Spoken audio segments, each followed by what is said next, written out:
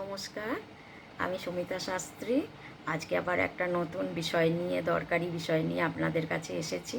এই বিষয়গুলো আপনারা জানলে আপনাদের অনেক উপকারে দেবে এবং আপনারা বাড়িতে এইগুলো করতে পারেন। এই টিপস টোটকাগুলো, তার জন্য আলাদা করে আপনাদের কেনাকাটাও করতে হচ্ছে না, আর আলাদা করে টাইমও দিতে হচ্ছে না। আপনার ঘরে যা আছে তাই থেকেই করতে পারেন এবং খুব দরকারি এই বিষয়গুলো। সেটা হচ্ছে যে সংসারের মধ্যে স্বামী স্ত্রীর মধ্যে নিত্য নৈমিত্তিক অনেক ফ্যামিলিতে দেখা যায় ঝগড়া লেগেই থাকে। যে কোনো কারণে তাদের মধ্যে ঝগড়া ঝামেলা লেগে যাচ্ছে, খোঁজ খাচ্ছে, কোনো সহজ সরল ব্যাপার নিয়েও লেগে যাচ্ছে। এটা হয়, মঙ্গল উইক থাকলে পরে এটা হয়।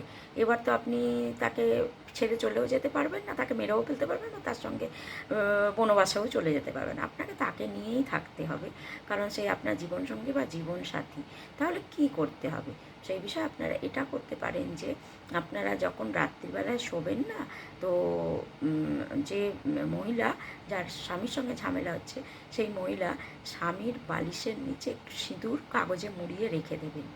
আর যিনি পুরুষ আছেন, স্বামী স্ত্রীর সঙ্গে ঝামেলা হচ্ছে, সেই পুরুষ ব্যক্তি স্ত্রীর বালিশের নিচে একটু কর্পূর মুড়িয়ে রেখে দেবেন।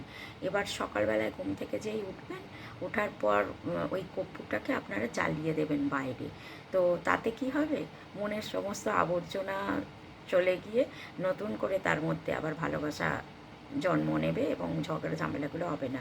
আর স্ত্রীদের ক্ষেত্রে কী করবেন, ওই পতিরা, তারা ওই যে সিঁদুরটা তার বালিশের নিচে রাখা আছে, পতির বালিশের নিচে, তো স্ত্রীরা সেই সিঁদুরটাকে সকালবেলা উঠে আবার সেই সিঁদুরটা পরবেন, বুঝেছেন? ঠাকুরের চরণে দিয়ে ওই সিঁদুরটা কপালে দেবেন। হয়তো এখনকার দিনে মানুষরা সিঁদুরটা খুবই কম ইউজ করে, তো আপনি একটুখানি টিকা লাগিয়ে নেবেন বা চুলের ভেতরে একটুখানি লাগিয়ে নেবেন। এটা যদি করতে পারেন আপনারা 1 মাস, তাহলে দেখবেন স্ত্রীর প্রতিও স্বামীর ভালোবাসাটা আস্তে আস্তে করে বেড়ে যাবে।